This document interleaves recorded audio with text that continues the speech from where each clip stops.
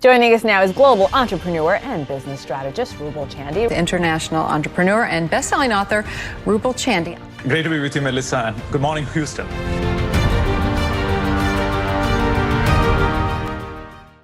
False evidence appearing real. We say fear is false evidence appearing real, which is not true. Okay, your fear sometimes have intelligence. What does that even mean? What it means is, first of all, you have amygdala, which is supposed to protect you from danger. And humans have the ability to predict what could happen to them in advance using past experience.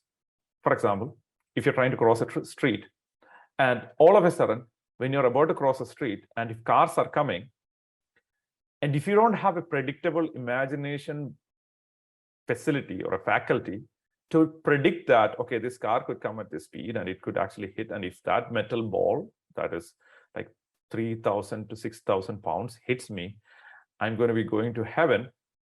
If you don't have that predictability skill, then you're screwed, basically.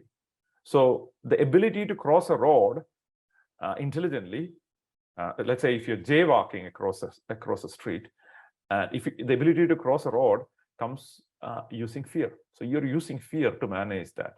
Makes sense?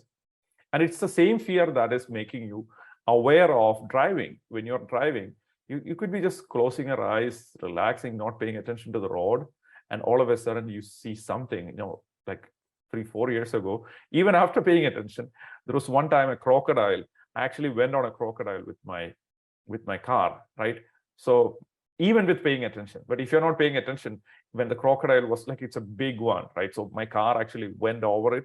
It was a very dramatic experience, because if you're not paying attention, you'll be off the road and it's gone, right? So what I'm trying to say is, essentially, it's fear that is helping you to live your life. It's fear that has so much value in guiding your life.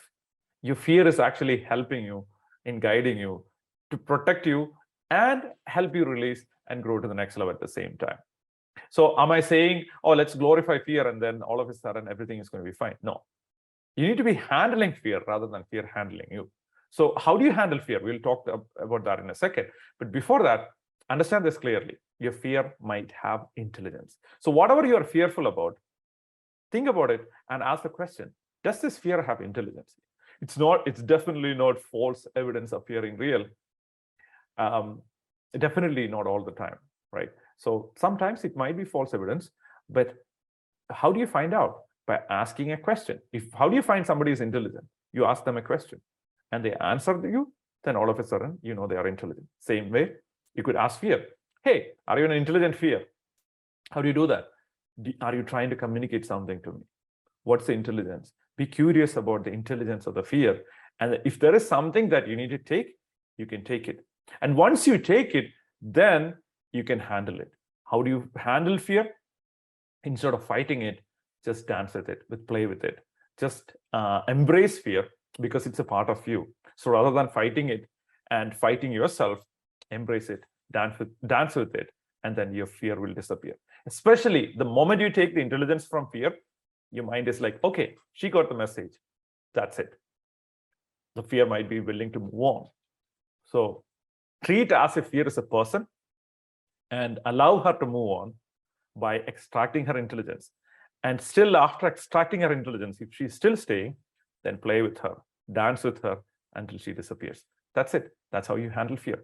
And that is what you need to do instead of listening to a motivational speech and pretending that there's no fear. Embrace it, and then it will disappear. Okay.